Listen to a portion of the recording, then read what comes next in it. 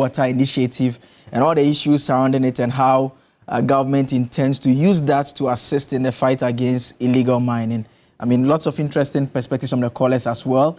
We're going to continue with the conversation relating to the mining sector generally. There's another initiative which you should know of it by now. Is the Gold Board, and one of the issues that they intend to deal with is illegal mining, particularly the product of the mining, because a lot of it, the concern has been that gold is being mined, the small-scale mining over the period is contributing significant numbers in terms of the revenue that government is making. But the point has been made that the channels and how they are leaving the shores of Ghana sometimes do not ensure that the necessary revenue comes in. And so government, as part of the measures to improve the sector generally, so a whole chain, right from the mining to taking out, refining the product, trading of the product, export of the product, decided that, look, there are too many agencies working all around, so you're going to put all into a single entity, try to put together the legal framework that changes the role of the PMMC as we have it now and give it additional functions to carry out that role. And the big news that came out yesterday was a deadline that has been given to various players in the sector that basically your license will no longer be of value if you do not apply within a period. It's an 8-day window. And this is the conversation that we'll be having. We'll try and understand what the Gold Board is trying to do within this month to ensure that they transition us into the new phase. Already there are concerns about whether this should have been pushed this early. Has there been enough consultation done? Are stakeholders on board? Do we have a clear understanding of the role that the Gold Board will be playing? How other players in the space would also be participating to ensure that we get the needed revenue and we achieve the objectives that the board has set onto itself. All these are matters that will be engaging our attention this morning. And joining me in the studio to help with the conversation, Prince Kwame Menka. He is the Media Relations Officer of Gold Board. Prince, it's good to see you. Good to see you. It's been a while. It's been a while indeed. And how are you doing? I'm doing very well. Awesome. How has it been at the Gold Board? I guess you've not been there for too long. No, I've not been there for too long. And it's been a wonderful experience watching my CEO, Sami Jamfi, and then the others engage broadly in ensuring that we have an effective body that would ensure that Ghana maximizes profits from our gold. We'll get into a bit of the details shortly. Also joining us is Seth Walashi-Meklaye. He's a very experienced mining consultant in the space, one who monitors the space closely, has a great appreciation, and he will help us understand from his perspective what he makes of what is happening. Are there any aspects of this whole engagement that we would have to take a look at, or he still feels that what has been put out so far is good to go? Seth, thank you for joining us. Thank you so much for having me. I just want to pick your first views on. I know that the Gold Board and government, for that matter, have been holding a series of consultations. You've participated in some of those consultations? No. Okay. But generally, you followed how things have progressed right from the onset? Here and there. Okay. I want to start the discussion with you, Prince, and what I want us to do is to walk through the statement that you signed yesterday. And I just want us to go step by step and try and understand what is being done. Now, the first part of the statement indicates that the general public is informed that pursuant to the Ghana Gold Board Act, that is Act 1140/2025, passed by Parliament on 9th March 2025 and assented to by the President of the Republic on 2nd April 2025, all licenses issued by the Precious Minerals Marketing Company and or the minister responsible for mines to a person other than a large-scale mining company to deal in gold have ceased to be valid. Yeah. I mean, that simply is what you are telling us. That is simply what we are telling the general public and of course those who hold such licenses, because with the promulgation and then by extension the assenting to the act which is which is now a law, which I'm referring to, the Act 1140/2025, passed and then signed by His Excellency John Dramani Mahama. This has to happen. And the reason for this is because we want to leverage on our mineral resources as well as gold in order to maximize national benefits. And as you may be aware, 63 tons of our gold, where we actually accrued 63 tons of our gold as far as the activities of small-scale miners are concerned. And that culminated into a $4.6 billion which obviously led to that 5% growth in our economy. So on the basis of this, and also ensuring that we don't crowd the gold trading or the minerals trading industry, it has become essential that we do this so that Gold Board, PMMC as you knew, which is now Gold Board, becomes that sole entity that will buy, export, assay, and by extension smelt our gold and other natural resources.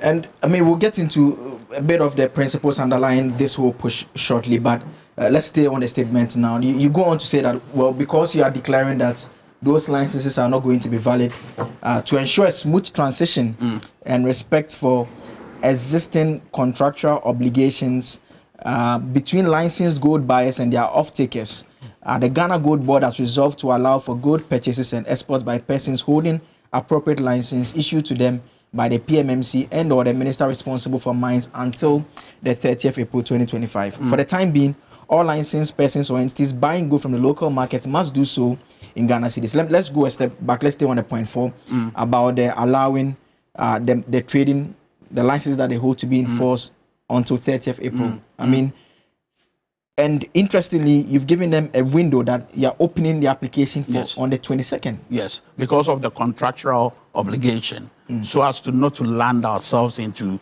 any form of litigation. You know, there's an initiative that was born out of broader consultation with various stakeholders, and every idea has been put together in leading up to this particular day. And so that window, that opportunity has been given so as not to land ourselves in a landmine, if you will, of litigation. So if you are a holder of any of these licenses, you should be able to take advantage of this opportunity. And I'll tell you one thing, that look, the broader stakeholder engagement has seen a situation where everyone seemed aligned to where we are going. And so with this window of opportunity given, it's more like a bonus that's been given for anyone who would want to ensure that there's a smooth transition as far as the business of PMMC, then now Gold Board, is concerned. I mean, you make the point about avoiding litigation. Are you actually not opening yourself rather? Because some of these companies who have been licensed, their licenses would ordinarily go beyond 30th April. Yes. I mean, they've been licensed over a period. Yes. But you are telling them that after the 30th, their licenses are no longer valid. But that does not mean they will stop doing business with us. They obviously will do business with us. But this time around, the modalities involved, the functions that used to exist would have changed to what pertains now, which is ensuring that the gold that they mine or the gold that they have is given to Gold Board to do the exportation and then the buying and selling for them. Yeah, so it means that between now and 30th, there are licenses which, so for instance, I'm a trader in the space, I have a license that's I'm supposed to operate, maybe I've renewed it, it's supposed to last a year. Yeah. I'm now being told that by 30th, that license is no longer valid. Yeah, and like I mentioned to you, stakeholder engagements have gone on. And I know for a fact that most of these holders of the licenses are fully abreast with where we are now and what we intend to do. And so there's an understanding there. And you go a step further to make the point that once your license ceases to be valid, you have to apply for a license under the Ghana Gold Board Act. Yes. Effective Tuesday, 22nd. Again, the other part of the earlier question, between 22nd and the 30th. So after 30th, the old licenses don't exist anymore. Are you able to ensure that you have the new licenses, because you have to apply, you have to approve, issue the licenses within the 8-day window to ensure that on the 1st, there will be people who have the appropriate license to be able to undertake. And this is the reason many would say that it appears we are in a rush. And like I keep mentioning, all these was not done out of a vacuum. We have the buy-in of those who are holders of these licenses. And so they are aligned with where we are going. And so I don't foresee a challenge in that because they are fully aware of the processes that they would have to go through in ensuring that they effect the needed change. Then the impact on foreigners as well. I mean, you are notifying them that they should exit the local gold trading market not later than 30th April 2025.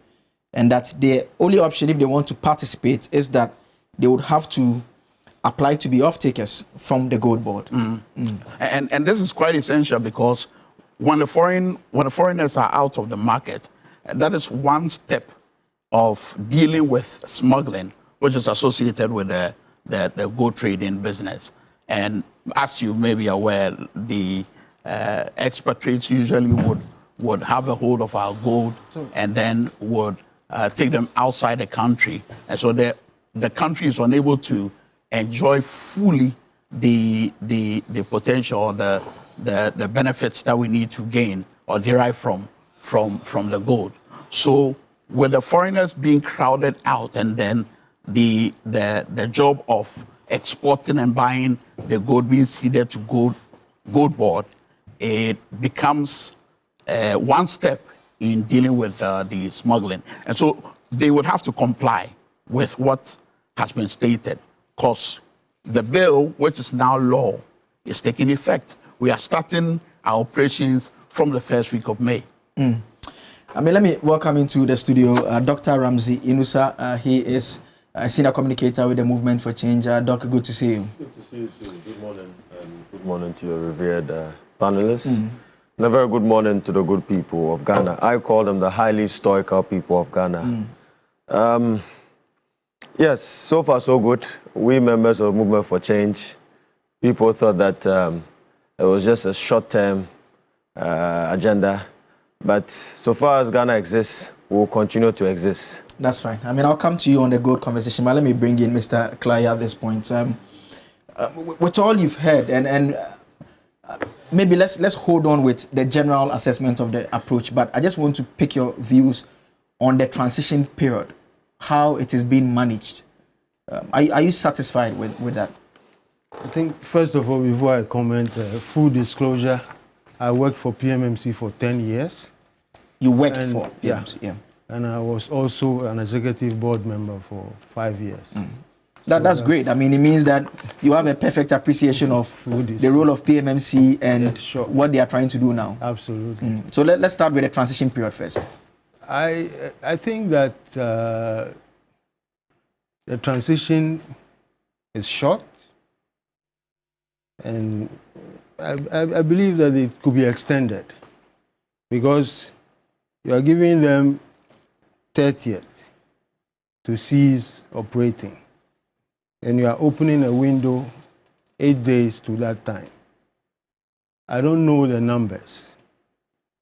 If those numbers can be handled in a week and make sure that they are compliant and their licenses are ready and issued before the 30th, that will be fine. I think that with the license process, they could give a little more grace period. But with the exit, as far as foreigners are concerned from the trade, I think 30th, it's okay. That's my view. And also the point I was raising with him, I don't know, because you deal in the space, do you get a sense from those within the space that who have licenses, who are doing business, that they'll generally be comfortable with the fact that their licenses are just basically being declared invalid and they will now have to try and get new licenses? Well, like Prince said, you know, there has been consultations. And I know for a fact that the committee that was put in place to, you know, bring this law into being consulted broadly. So maybe they met these license holders, and from discussions, they think that terminating their license at a given time and making sure that they are compliant as far as getting new licenses are concerned have been discussed and have been agreed upon. And now let's narrow in a bit on the specifics. I mean, the structure. Do you get a sense that many share that it's very similar to the Cocobod arrangement? Well, yes, that is the sense I get, because there is what you call a provision in the budget for the gold board to purchase gold from the producers and also to finance people who will bring them the gold. So I take it that it's of the same kind of business nature that Cocobod is running. Because Cocobod, maybe their financing is completely different from this one, because they have to use syndicated loans to buy. I mean, there's a provision that allows them to also go onto the market to borrow as well. Borrow, yes. So basically, it's the same. It's the same arrangement. With that model that we have implemented for many years, has that been an effective model? And I'm talking about the Cocobod example. Well, it has not been without, headaches here and there, and I don't expect that this gold board arrangement will also be without any challenges.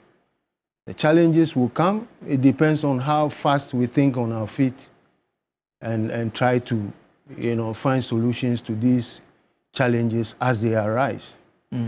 So we must be really, on our toes, because the gold business is not for the faint-hearted. It's a very volatile market. And anything can happen. Something happens somewhere in the world, before you see it, gold is tumbling. At the same time, other things happen and you see the gold price appreciating. As we speak right now, gold is over 3,200 and something. 2 months back, it was about 1,900 and something. So because of the kind of turmoil that America has put the whole world in, gold price is shooting through the roof. And it can also happen that something happens somewhere, and then in 24 hours, 48 hours, you find. So it is a space that needs to be managed properly. You need people who have the know-how and the knowledge to deal in that space. And also you should be ready, to be thinking on your feet. I mean, because of your experience at the PMMC, I mean, how different do you understand this role? I mean, basically the PMMC has been taken over by the Gold Board. How different do you understand the functions beyond what PMMC used to do? No, basically what they have introduced now is like a kind of total control. It didn't used to be that. PMMC also used to buy gold those days, and they used to license people to also buy and export gold. There were two types of licenses. People buy and come to sell to PMMC, and there were people also who bought their own gold and exported to PMMC. So what they have done now is to say that, listen, now we are in charge. Everybody needs to go through us to be able to, have some activity in the space. That is what is different from PMMC. I'll come back to you, but let me come to Doc now. And Doc, what's your own initial assessment of what government is trying to do with the Gold Board, Doc? Thank you so much for this opportunity. And yes, we've been following the development so far. And we've realized that, in Ghana, we tend to implement policies and create whimsical policies without necessarily studying the historical precedents of other countries, right? Even our own Ghana. I'll put it this way. Ghana in the 60s and 70s was one of the top producers of gold, top 5 in the world. And in the late 70s and 80s, this shift changed because there was a clamp down on these small-scale mines, right? And so what this policy seeks to do is to target the small-scale industry. And we are saying that, look, you have 1 million people indulging in the menace of galamsey, or illegal mining, right? And we all know that about 85 to 90% of small-scale miners are illegal in this country. They support 4.5 million livelihoods. And so if you want to tackle this menace, you have to have a multifaceted approach, right? Because, people need to survive. All these people that are indulging in this menace want to survive. And so saying that the Gold Board is the optimum and ultimate solution to eradicate or mitigate or reduce galamsey and the illicit flow of gold out of this country, or the smuggling of gold out of this country, is highly inadequate, in my own candid opinion. And we are saying that, look, let us bring about policies that should ensure that 60% of our mineral resources, right, should have value addition before exported. You create another chain of opportunities for the Ghanaian youth and Ghanaian enterprises. On the other hand as well, if you look at the regulations that were approved in Parliament and even the draft bill, you realize that it has a lot of, I would say, uncertainties in there. So, for example, one issue that we have identified, which is an issue with conflict of interest, and the same model has been used by the NCA, right? Just that of the Gold Board is quite different from the NCA. And I would state the NTA, National Communications Act 796, Regulation, or Article 89. It says that there will be a committee, right, which is the Electronics Communications Tribunal, ECT, which will look into disputes in regards to the whole sector of the telco sector, right? Now, the difference between that of the DRC, that is the Dispute Resolution Committee of the Gold Board, is that the board members, right, appoint people that would constitute that committee. With the ECT, it is a Public Services Commission. Public Service Commission chairperson that has a mandate to, formulate this committee, right? And we are saying that, look, you are going into an industry where you are going to compete with industry players, right? You are competing, you have commercial activity. And people will complain about your activity, right? And as the lawyers will say, Numo Judo and Kasoswa, you should never be a judge in your own case.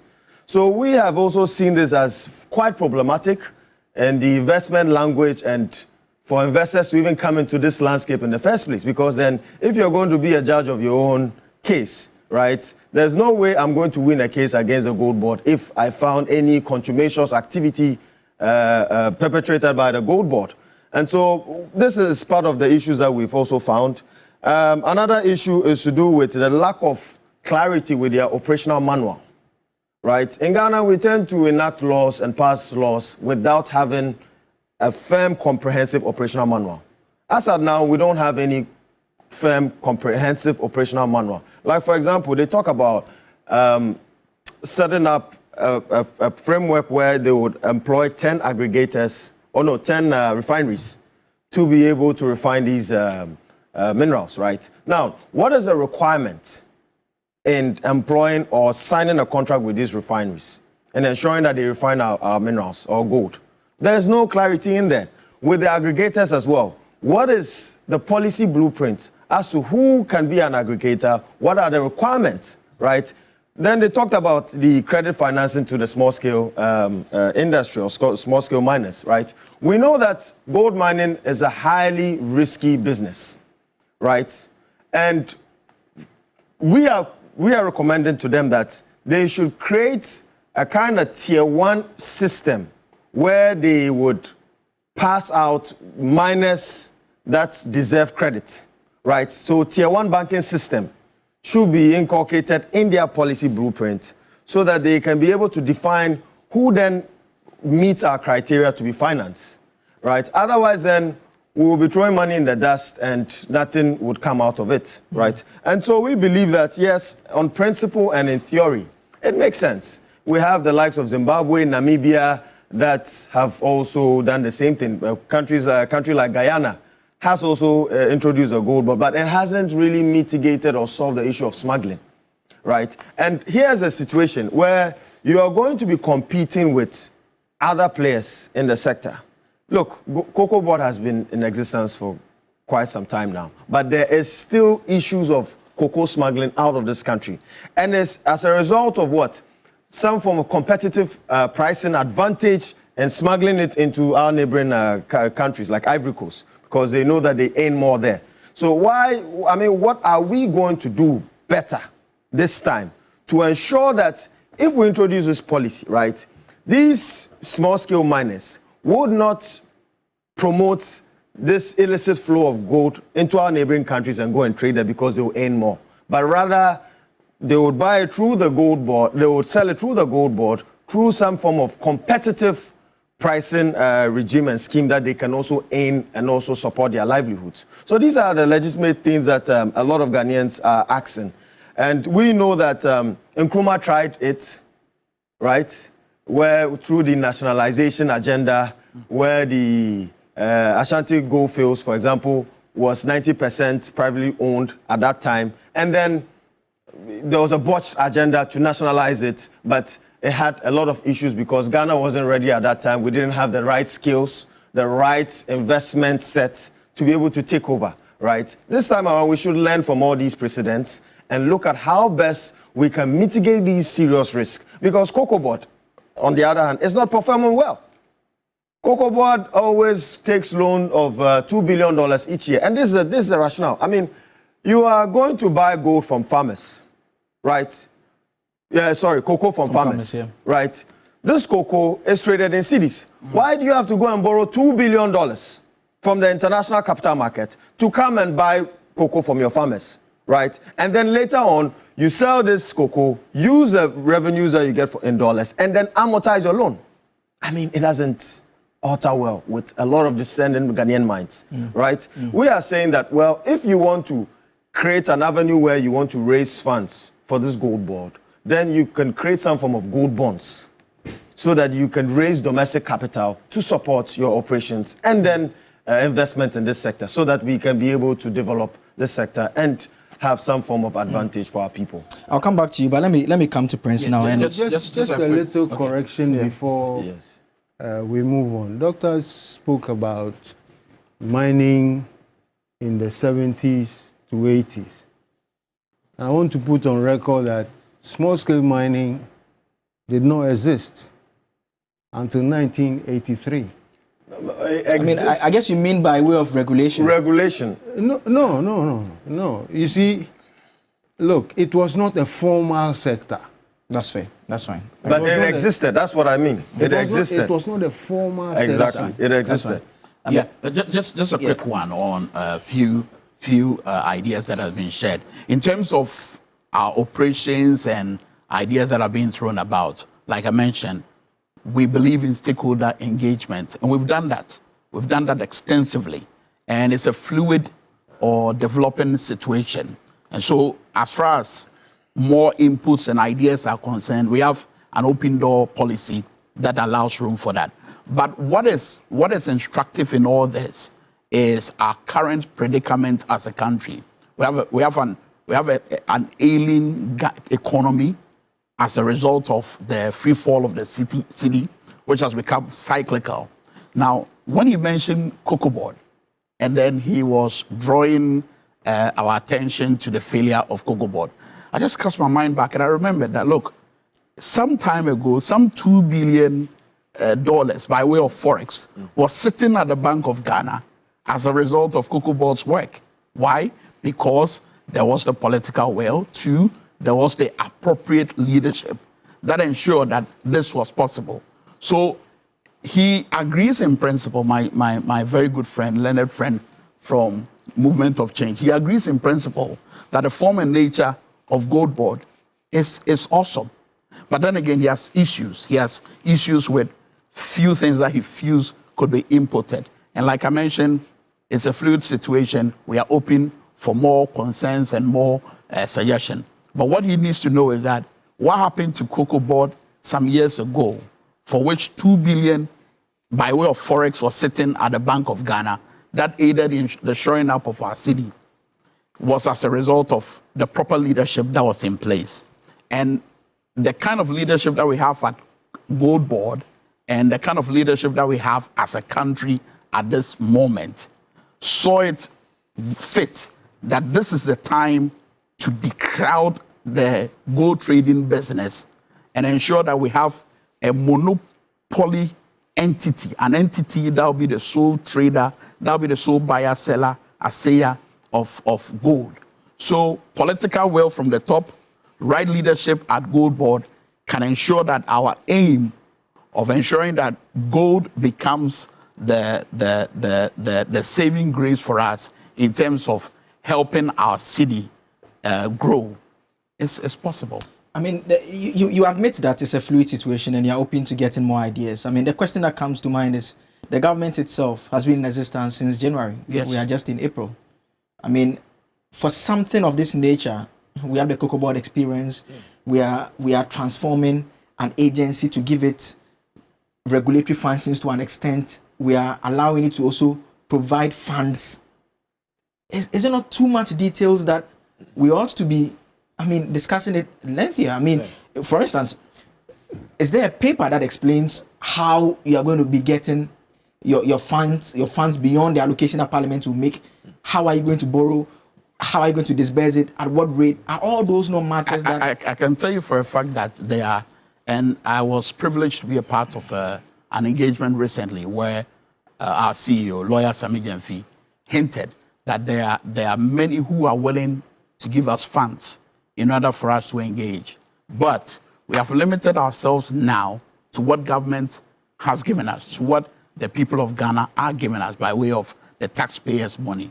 So we'll be able to achieve that ultimate goal of maximizing national benefits as far as the gold which is mined in our country is concerned. That is our aim. I mean, I get that, but the point still remains that between January and April, with what you are trying to do, and don't you agree that it will do the nation more good if you may have allowed for more consultation to take place rather than... And I'm saying this, I have the benefit of the fact that lots of stakeholders have been consulted on this. I'm not going to avoid that completely. I know that your CEO has been traveling across the country. He's met with miners. He's had various engagements with various groups. So it's not the case that you just woke up and you're doing it. But the point still remains that the concerns that are being raised. So Sami Jenfi took office on the 16th of January 2025. By 20th, he had taken office. He said a technical committee was set up. They had a series of consultations. Experts from the Finance Ministry, Ministry of Lands. After that, they proceeded to do the engagement with the Chamber of Bullion Traders, Concerned Small Scale Miners Association, Ghana Jewelers Association, among others. But the question still remains that why are we doing this between January and April? I still maintain it's a fluid situation. We're doing this now because it is important that we deal with a bigger threat to our economy, which is the weak nature of our city. We need to deal with that. And also, we also need to ensure that these smuggling activities at least are curtailed. Even if we are unable to eradicate it completely, we should be able to at least ensure that we curtail the situation. Are you happy, my brother, that you live in a country where it used to be called Gold Coast, Sikampuano, and foreigners will come in and then take advantage of the numerous gold that you have in order to go and maximize its benefit elsewhere rather than your country? Are you happy that we're going through a situation? Are you happy that usually we are complaining that we don't have dollars? When we have gold, we are sitting on gold. We are literally sitting on gold that we could actually use in ensuring that we have the needed forex at the Bank of Ghana to deal with the fall of the city. Are you happy that we have these solutions staring us right in the face and we are not maximizing the potential? Our unhappiness should be the reason why we should be cautious. Don't you agree with that? I agree with the cautiousness bit, but the fact that you drank soup last night and sorry to say it choked you does not mean that you should not drink soup any longer. Yeah, but at least it should tell you that you should be cautious how you drink. And let's do the specifics now. And he talked about the Cocobod example. And if you draw the parallels, what you see actually is that gold is actually way more valuable than cocoa. Yes, and so there is the potential of people not wanting. So just on the basis of higher returns, not wanting to do business with you if they don't like your price. Yeah. There's a higher incentive to risk it all and do business off the books. And that is a big problem. And that is where enforcement comes in. And I'll leave that to our CEO to explain further. But the enforcement bit in the law is what we're going to thrive on in ensuring that at least we get people to comply. But for now, we're just issuing this notice out there that as we are going to begin operationalization, Gold Board remains the sole buyer, seller, and exporter of gold here in Ghana. Mr. Kalai, let me come back to you now. And I noticed a bit of your reactions in between. I mean, let me ask you more directly. I mean, if you had your way, you think we should hold on with this a bit? Well, I think you were right when you said that, you know, it looks like, well, they've done some consultation, but maybe they needed to tread a bit more cautiously. Yeah. You understand? You see, I keep on saying it, gold is a commodity that the faint-hearted do not dare in. I've worked with PMMC before, like I said, I disclosed. We've had similar situations. You understand? In terms of fluctuation of prices and all that. So, you know, when you're venturing into this, but anyway, I heard from somewhere that their aim is not to make profits. Mm-hmm. Their aim is just to bring in forex, to show up the CD. And I'm at a loss. If that is the aim, then what are we doing?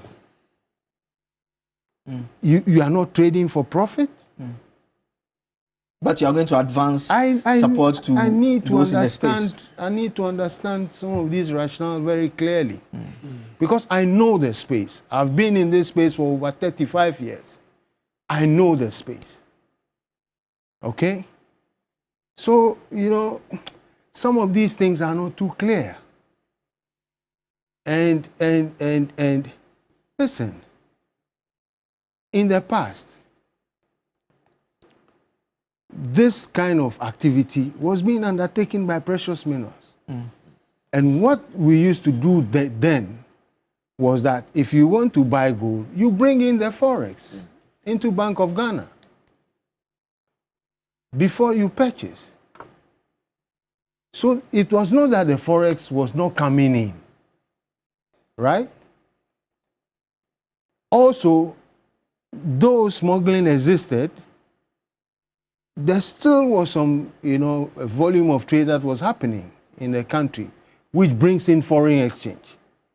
So the question I ask is, then and now, the only difference is that they want to take total control of the space and make sure that everybody falls in line. That is all. The bit about not doing it for the sake of profit,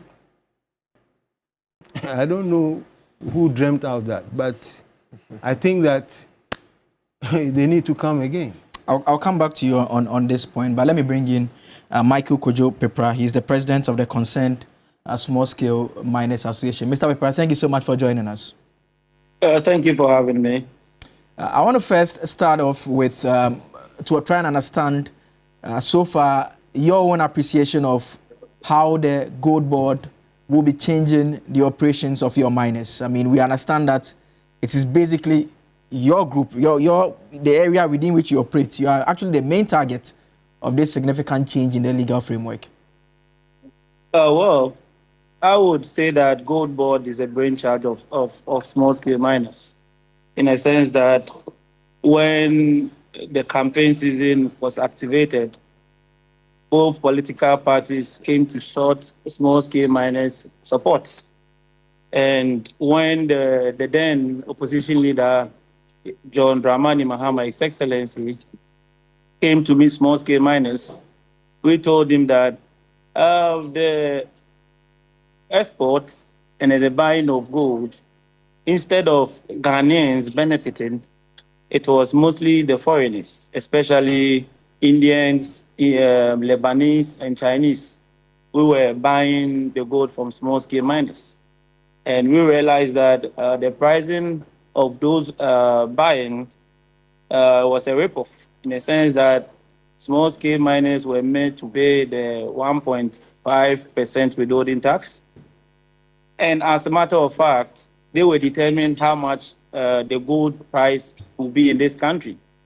At a point in time, we realized that these people who were buying or purchasing gold from small-scale miners, being foreigners, were buying the gold 20 to 25% from the world market price.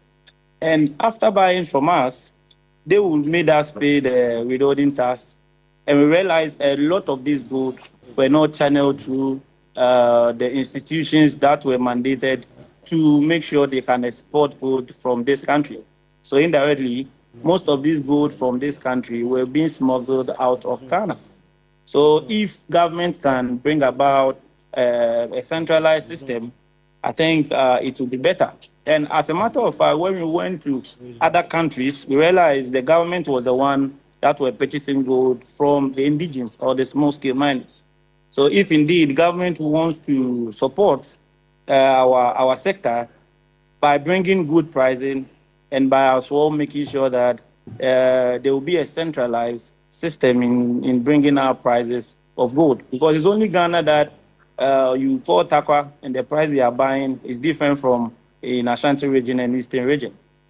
So I think he reiterated that he was going to look into this matter, and when he's voted into power, he will make sure that at least what we brought on board will be catered for. So in so doing, he brought about a committee to look into our suggestion. So Gold Board, I would say, and I'll confirm that it's a brainchild of small-scale mining. And when the committee was inaugurated, we have had stakeholders engagement. Even with the enacting of the laws, we have as well had our contribution to whatever has been brought forth now. So we will say that because whatever it is the miners who are going to propel the Gold Board to succeed. In a sense that if you mine responsibly, that is when the Gold Board can get enough gold so that there will be enough for us to stabilize our city. And in so doing, small-scale miners will get the needed support, and as well would as well get the needed price so that Ghanaians who are indigenous can transform from small-scale mining to these large-scale miners, which is being owned by foreigners in the country. So we would say that Gold Board is a good thing. Being a stakeholder in the Gold Board system, we would say that people who are being naysayers should at least relax and then watch how this Gold Board is being rolled out.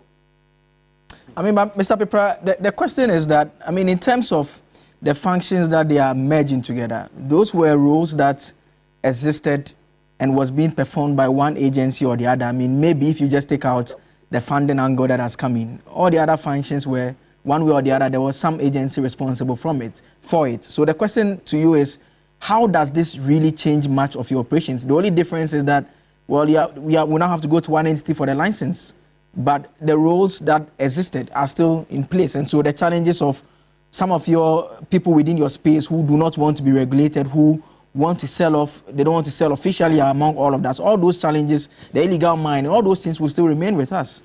The problem has always been enforcement. But I think Gold Board is a different entity in terms of the purchase and then the export of gold. Before, it was PMMC who was, mandated by law to purchase gold from small-scale miners. And we can as well confirm that previous governments have not been able to put enough money to streamline their activity so that at least they can be beneficial to the state. So bringing about Gold Board to, coordinate all this, let's say, work, it's a good thing. And if it's been done well, I think you come back and praise this novel thing that has been brought for the country. But I am saying that small-scale mining and illegal mining is a separate thing altogether, because we have people who are mining responsibly, who are legitimate Ghanaians, who have gone through the necessary procedure to acquire their license, and they have employed Ghanaians. And some are doing the right thing. So Gold Board comes to support whoever does the right thing. And as a matter of fact, even those people who are mining with impunity, we can easily help or solve their problem by making sure we bring an alternative way so that they can as well be streamlined. They can as well be streamlined in the main responsible way of mining in the country. Like a lot of people are complaining with the acquisition of licenses. Why are people not, giving license so that they can mine responsibly? So it means government needs to as well, watch those way or watch those aspects so that the acquisition of license will be decentralized and people can easily get their license and mine responsibly. You were talking about enforcement. That is true. I will never shy away from the enforcement way. At the end of the day, government needs to make sure that all the enforcement agencies are being equipped so that they can in line go about their normal activity. Then we can protect our forest reserves and our water bodies as well. So I'm sure in the coming days, government is bringing something that we call cooperative mining to augment the licensing deficiency.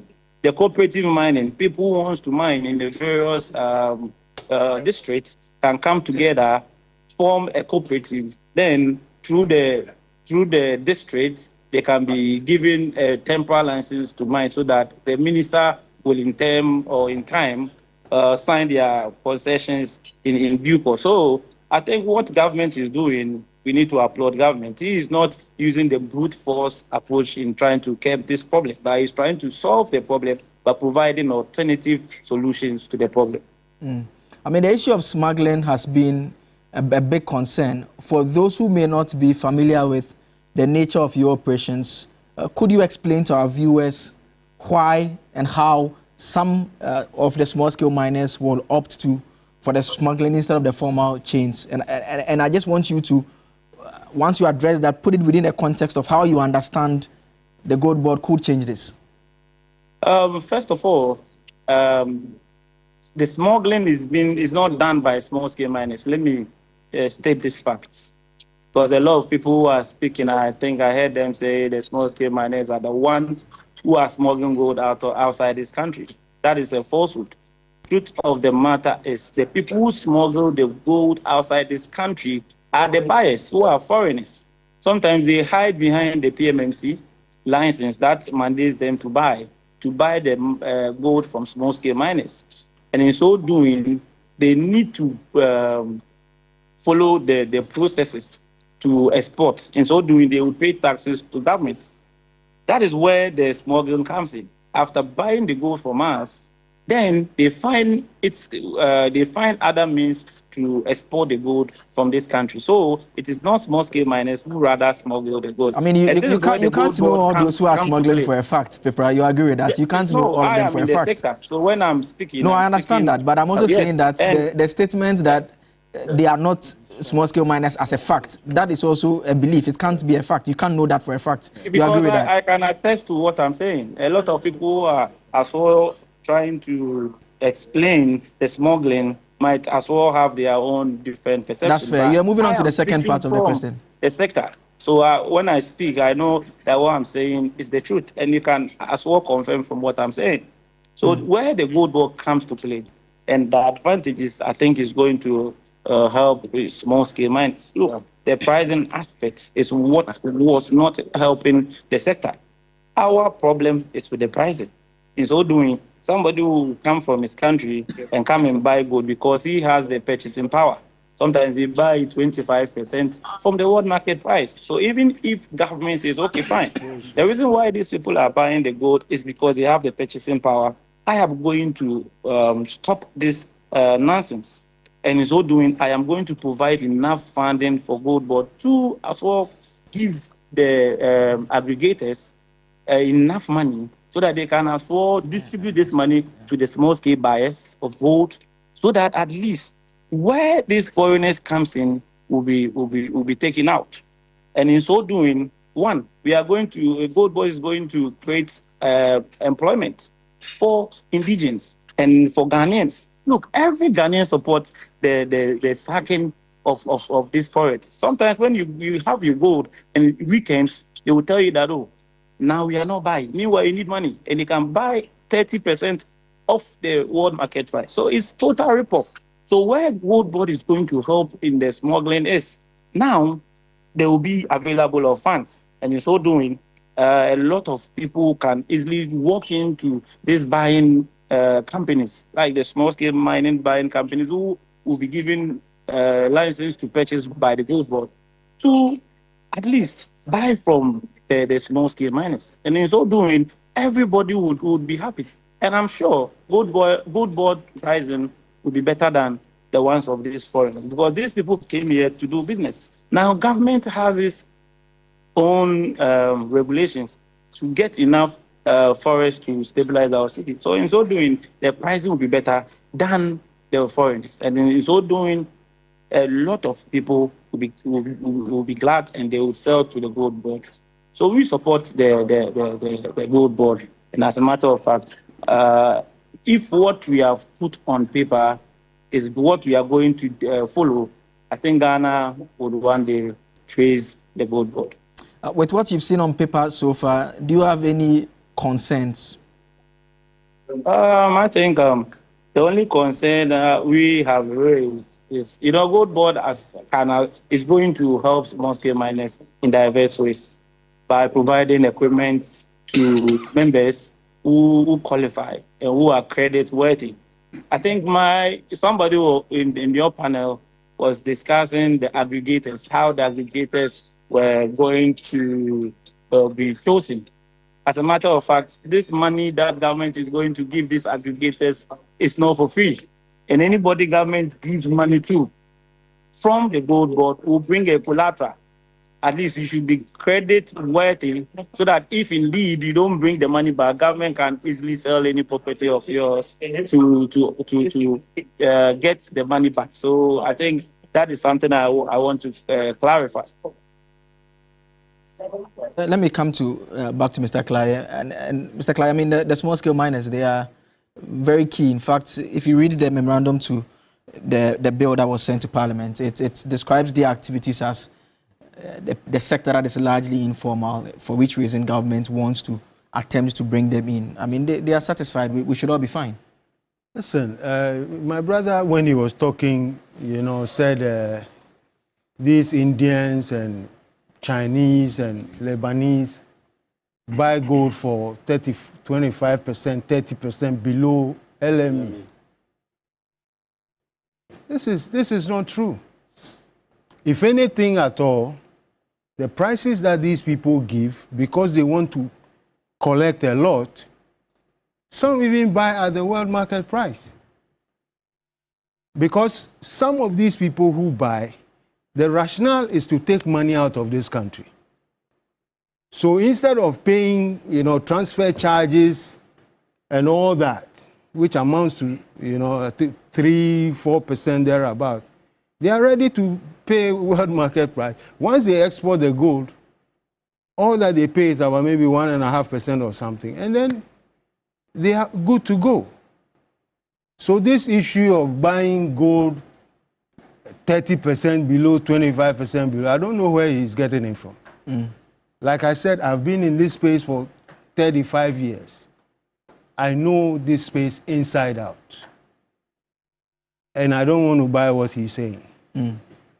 He's satisfied with, the rollout and the consultation and whatever. Fine, I'm happy. The group of small-scale miners need some kind of support.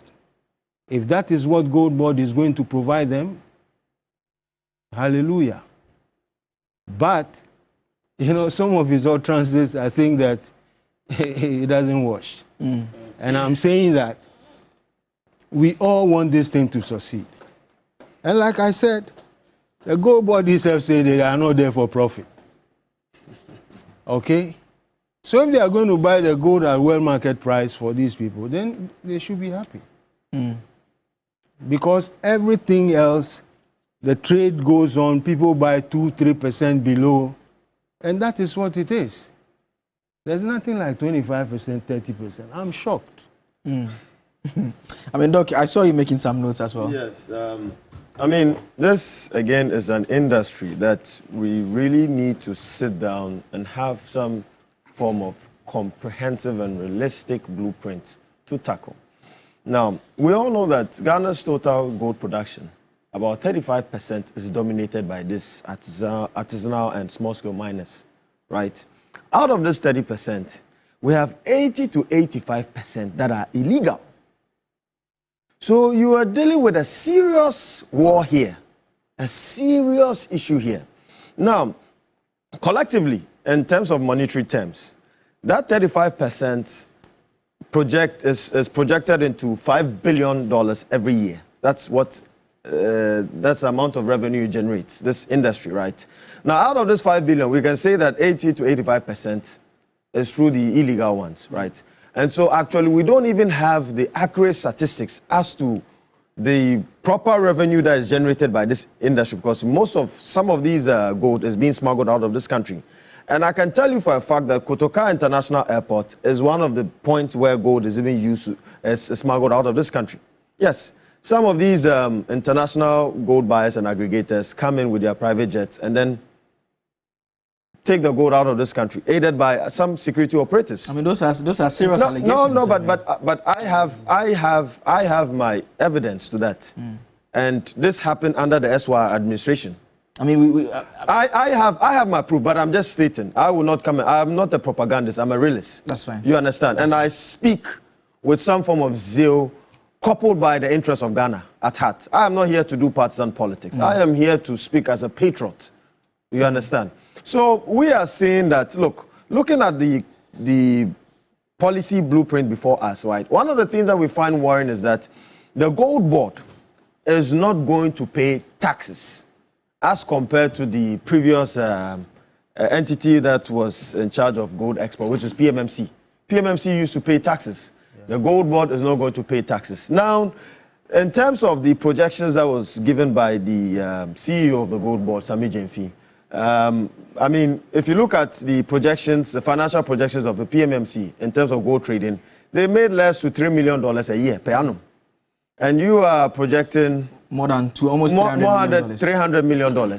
So, I mean, we have to be realistic here. Look, in theory, the proposal makes sense.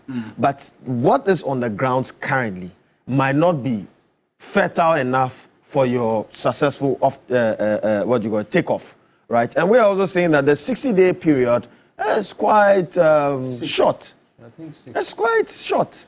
I mean, the point about the taxes, are you satisfied in that the arrangement is actually that they would have to get exemption from the minister in writing, but they have to get a prior approval of Parliament? I'm not satisfied by that. It should be Parliament solely.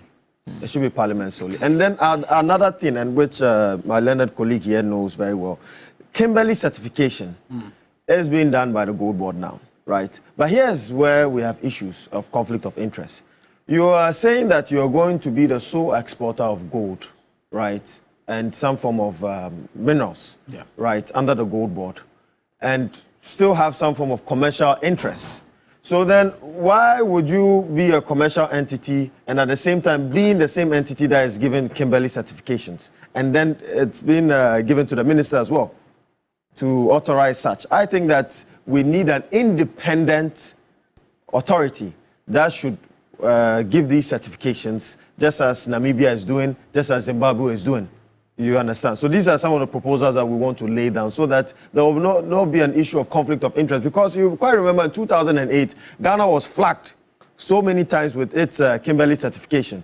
And as my learned colleague has been with PMMC for a while, he will know that for a fact. No, I was in charge of the Kimberley certification process for 5 years. Great. Okay. I literally, after Professor Mills was elected president, I had to go and clean the image of Ghana in the international body. In Namibia was my first Kimberley certification meeting I attended. I just went to listen.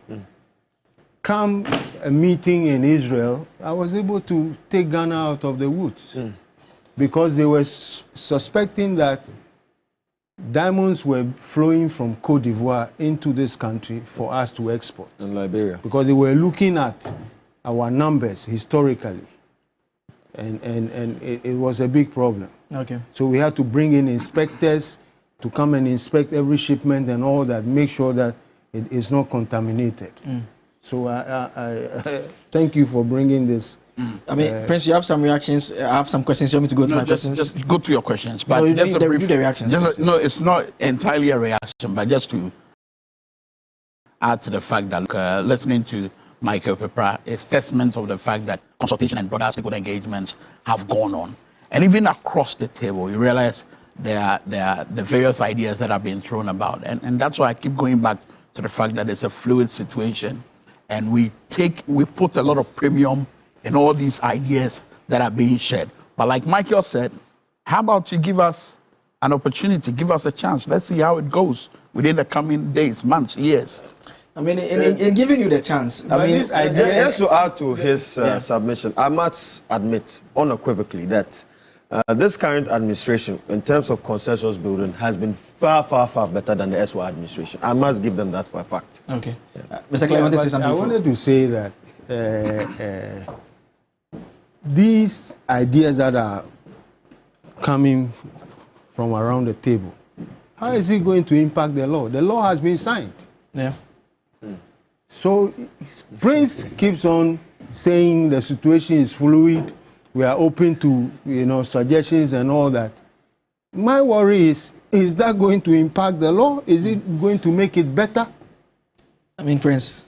Well, I mean, I still stand on my grounds. I still stand on my grounds about, ideas, meeting of minds and sharing ideas, and then how to help even shaping the laws that are already in existence. So we're open to more. And you were making the point Mr. Pepper makes about giving you time to operate. And Doc rightly points out that in terms of the PMMC's trading value per year, they were struggling to meet $3 million.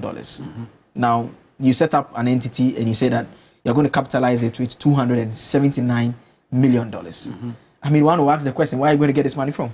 And you say, well, you go into the market, but I mean... No, it's a consolidated fund. It's in the budget. But it comes back to the point of the trading value and how well, and particularly if you will be advancing the monies to the people, it doesn't create the Cocobod situation, because it comes back to the fact that you are putting money in a basket that you may not get returns. And the question one cannot help but ask is, what's the point? And I appreciate all those questions, but I'm sure one would also avere his or her mind to the fact that before we came out with this, again, consultation, stakeholder engagement would have gone on, and then we did our projection based on some of these things that had gone on. So we are pretty sure that per the projections, we are likely to rake in the benefits that we all look forward to. And my worry is this: you are using $239 million of taxpayers' money. You don't want to make profit. I mean, there's still a question mark. We actually want to prioritize national benefits. That's key. And when I say national benefits, again, I go back to ensuring that we have enough to be able to show up our Ghana city. That is a major problem. Which is... I want to read something to you from Bright Simmons. I mean, he's someone who, I mean, is very versed in these matters and looks into the space closely. He makes the point that failure to jealously guard the reputation of the Gold Board by setting realistic volume targets and by facing in the transition would be catastrophic. The current proposed transition plan is to abruptly eliminate the existing trading networks comprising dozens of licensees offering multiple services, and to replace it in one go with a highly restrictive licensing regime, limiting players to narrow functions. So he gives an example that you are forcing companies to obtain separate licenses for trading, storage, and transport. Now, he goes on to say that if you don't modify this, the challenge will be that small-scale gold producers will avoid the Gold Board like a plague, as rational business people shall anticipate performance failures and delays in payment and slow sales to the Gold Board until confidence is restored. That is a genuine concern. You have to agree. It is a genuine concern, and I'm sure it will be taken into consideration in the coming days. I mean, but the law is already in place. It comes back to the same point. Yeah, it does. But these are ideas that could be fine-tuned going forward. Is there a single document where someone can access that fully explains the Gold Board policy in full? Okay, so our website will be up and running pretty soon. So we have, and we are very transparent. When you go on our website, what we're looking for, that will give you an understanding of what Gold Board is and what we intend to do and how we're going to partner our partners in ensuring that we maximize, national benefit. They are all there on our website. But I would also appreciate that we also take a look at the law that was passed. And I'm sure when you read through or you go through, you'd have a full appreciation. I mean, I've gone through it. That's how come I'm engaging you some of these matters. Let me wrap up with Mr. Pepra on Zoom now. And I mean, Mr. Pepra, the transition phase, how the government is managing it. I want to wrap up with you on that point on whether you are satisfied with how that is being handled and what do you expect to take place going forward, Mr. Pepra? Well, what I would say is that all these years, Ghanaians or small-scale miners have mined, and foreigners have engaged in the export and the buying. What has Ghana really gained? I want to as well clarify this issue that there is a novel thing, being it's the Gold Board. We all should understand that it won't be 100%, but from what we have seen of the contribution we've all done into the Gold Board, I think is going to be a success. Because if you're able to eradicate the smuggling of gold in this country, I think Ghana will stand to benefit. I think somebody was asking that why would government invest in gold and would not want to get a profit?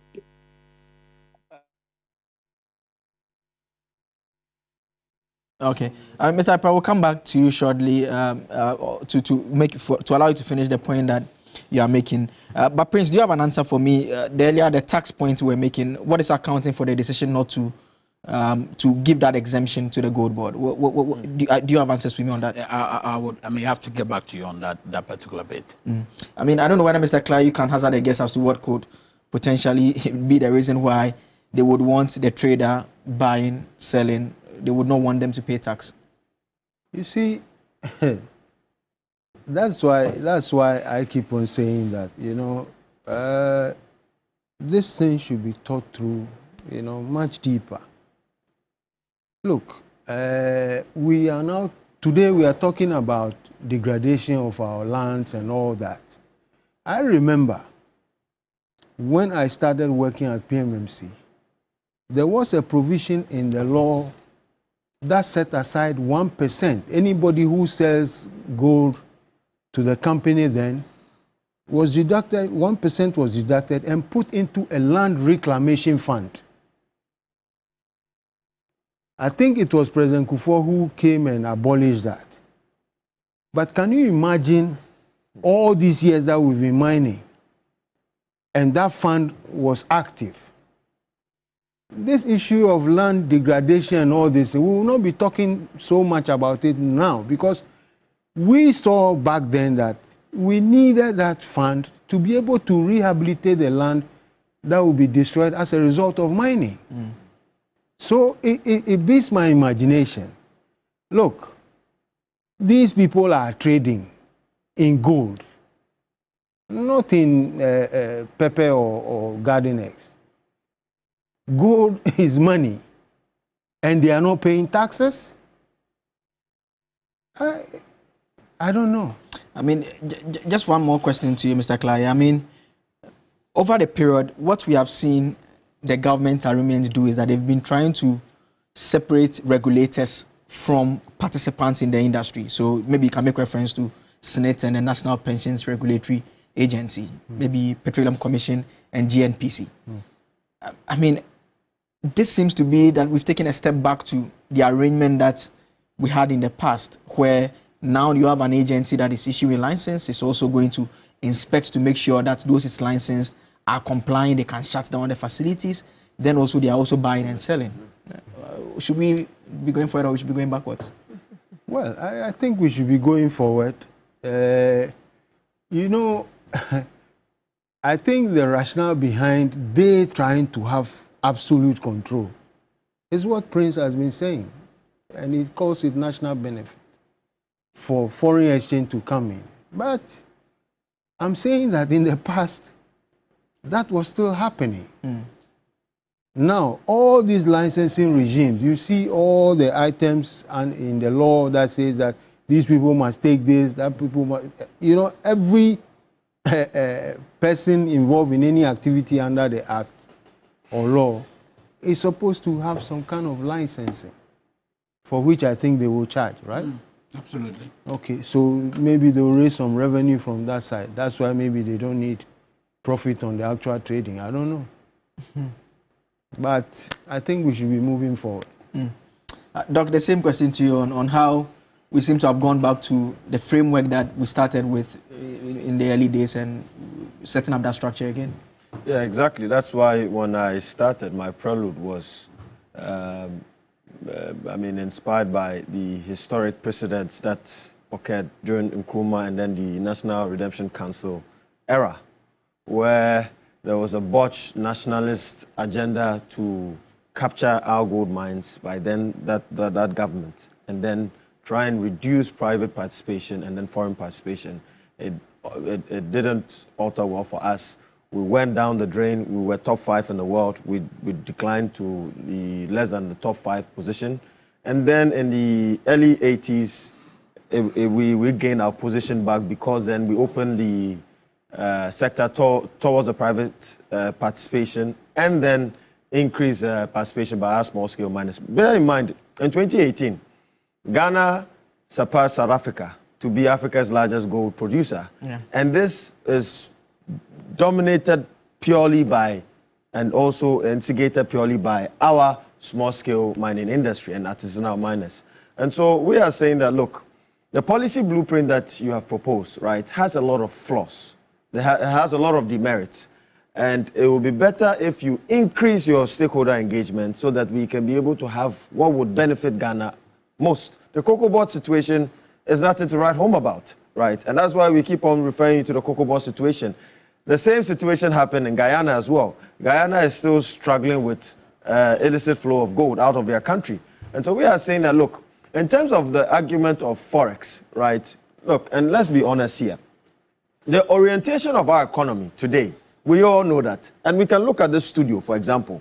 You can point out about 90% or 99% of items here that are imported into this country that we use currently in this studio, right? If we want to deal with issues of Forex, then we have to now reorient our economy from an import-driven one to an export-driven one.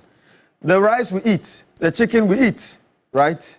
And some even would say that water we drink, sparkling water, etc., are being imported into this country. And so we need a deliberate nationalistic industrial agenda, right, that will seek to reorient our economy and ensure that the financial sector is well catered for to be able to promote national development towards industrialization so that we can be able to build a self-resilient and self-sufficient economy so that we eat what we produce and we also increase our exports. That is the only way we can be able to stabilize our city. But the argument that the gold board is the sole solution, right, that government is looking at to stabilize our city is neither here nor there. It's a very flawed argument. I'll put it this way. They propose a 24-hour economy, right? We want to see more, I'll say, engagement towards our sector because that is in line with what we propose in our great transformational plan, right? Which targeted some strategic anchor industries. For example, the petrochemical industry. Today, we import about 60 to 70% of our inorganic fertilizer from Ukraine and Russia, right? We are saying that if we're able to build a petrochemical hub even in the western region of Ghana, we can be able to create this industry where we'll produce our own fertilizer and even export to our neighboring West African countries and also support our agricultural industry. And that can be transformative for our people and for the country. And we can aim some foreign reserves. And so let's look at this angle as well and diversify our economy and look at how best we can stabilize various macroeconomic indicators that performed awfully under the Eswa Akufo-Addo Bawumia regime. I mean, Prince, he made reference to the improvement in our export values. And if you do a comparative analysis between Ghana and South Africa since 2010. I mean, so if you come from 2010, you see that South Africa basically leading us. Then somewhere around 2018, we took off, and we've been in the lead since then. And he traces the historical antecedents about how we are trying to nationalize, it didn't improve. We are trying to regulate the small-scale mining space, it didn't particularly improve it necessarily. All of a sudden, lots of small-scale miners, lots of unregulated mining, then we are doing so well. Is there not a potential risk of driving people away in the interim? People who do business generally are not comfortable with a monster coming to regulate them. It generally does not bode well for business. Monster, no. I would rather want. Let me explain why I'm saying monster. I'm saying monster in the context of the fact that Cocobod is basically doing what PMMC used to do. An aspect of what PMMC used to do. Let me clarify. So you disagree with that? Let me clarify something. You're not doing what it's an PMMC aspect. used to. It's an aspect. You are doing an aspect of what the Minerals Commission do. Let me clarify something. Yeah, go ahead. Back then, you had the Minerals Commission, you had MIF, you know, playing a role. Yes. In fact, even the Bank of Ghana has a department that also plays a role as well. And all of this into the Cocobod. Yes. As a monster. Exactly. No, not as a monster, but as a monopolized institution. A powerful regulatory agency. A powerful institution that has been put together to help ensure that we maximize benefits. I mean, it's simple as that. It's not a monster. It is only here to help. It is only here to help salvage a threat that we face at this moment, which needs to be dealt with once and for all. And I keep coming back to our forex. It is the greatest threat to our economy. Okay. And that is. Let me chip in something also here. I mean, we ought to tackle issues from its roots, right? And that is why we have made some constitutional proposals that we amend Article 257 of the 1992 Constitution and make our traditional authorities co-trustees of our mineral resources. And there's a reason why I'm saying that. We all know what is happening in Kumasi currently.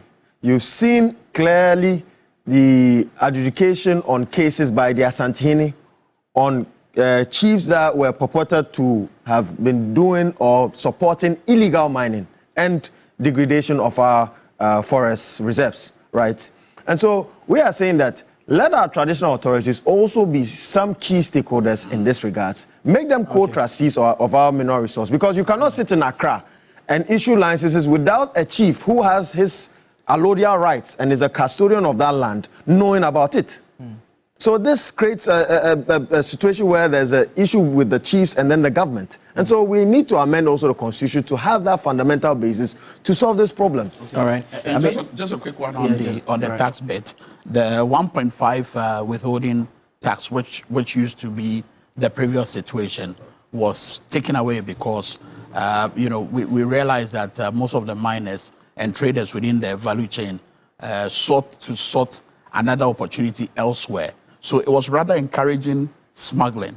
So by taking away this particular withholding tax, we feel that it would alleviate the situation. Okay. Let me go back to Mr. Pepper and wrap up with him. Mr. Pepper, you're making a point before we had to come back into the studio here. If you can just land on that and wrap up for me by way of the discussion so far. I think your panel, some are not doing good to your viewers, in the sense that I had What are the? I'll prefer you state the specific disagreement that you have. One was saying that the chiefs are not involved when it comes to small-scale mining. That is falsehood. No, it was the point about the ownership structure that the Constitution currently imposes. The mineral resources because the chiefs are involved. Are vested in the president, basically, on behalf of the people. I mean, I don't think you disagree with that legal framework that the Constitution provides. But you can go ahead and make your point. Yes, because before you get your license, or you can acquire your license, when the application is done, before even Minerals Commission will approve your license to be granted, there is a 21-day publication in the various districts or in the various towns. Within the 21 days, the chiefs, the opinion leaders, the district assembly would give hearing to anybody who opposes to the mining being done in the various communities. This is where the chiefs comes in, so that they are directly involved in acquisition of license in small-scale mining. Two, if indeed we want to curb these issues with regards to the smuggling, this is where the gold boss comes in. I think I heard somebody saying that, oh, now we have given the autonomous right to gold board. What is wrong with that? Because before, other institutions were involved in different ways in trying to acquire your buying or exporting license. So if we give this autonomy to gold board, what is wrong with that? And I want to reiterate that all these years we've been exporting gold, we've been mining. Ghana has not gotten anything from it. So if indeed now government wants to make sure that you are streamlining the activities of the buying and the exporting so that at least small-scale miners will benefit, I don't think we need to put the cart before the horse and say that it's a failure or it's not going to succeed. One, somebody who was saying that, oh, why is government going to use taxpayers' money to give to gold board to purchase gold from small-scale miners? As a matter of fact, when they purchase this gold, that is where the foreigners as well comes to the Bank of Ghana to buy the gold from what the gold board has bought from small-scale miners. So indirectly, the money is still there. It's not that the money is going to be spent or is going to be a loss to the state. So sometimes when we want to make our point, we need to make sure that what we are saying is factual. And as I'm about to end, I think I was talking about the foreigners coming here with the mindset of making money. No foreigner will come to this country and want to purchase gold at the world market price. They would have stayed in Dubai and buy those gold from there. The reason why they are here is they want to exploit the sector, and in so doing, they come with purchasing power, and they in so doing want to outweight and make money from the small-scale mining. So this is a fact. So we don't sit on. Hello? Yeah, Can you hear me? Yeah, I get you. So that's this is a fact. So we don't say things that we listen or we hear from other people. What I am saying is a fact, and you can cross-check. And you see that whatever I have said here with the purchasing is a fact. And also the smuggling. Look, I'm not saying gold board can eradicate smuggling with the small-scale mining sector. No, but they can do a good job by enforcing the existing laws. The same enforcement you admit the other agencies that existed already could have also done, correct? Yes. Okay. So if indeed we are going to put enough energy on gold board, I think they can easily do what ought to be done and have not been done the way it should be. All right. Thank you very much. That is Michael Kojo Pepra. He is the president of the Small Scale Miners Association. I mean, this is a conversation that will not end. We are still in the early days. We know that there will be further engagements that will be taking place just to have an appreciation of what government is doing. But my guests in studio have been Prince Kwame Menka, is the media relations officer for the Gold Board. Seth Wolashime-Claye is a mining consultant, very experienced in the space, like you realized from the discussion. And also joined by Dr. Ramsey Inusa, who is a communications team member of the Movement for Change. Gentlemen, thank you so much for joining me this morning. I mean, this is a conversation that we'll be having subsequently. Yes, and so this is our this part of our show by way of the big issues this morning. There's more coming up on the new day. Stay tuned in. I am Joseph Akable.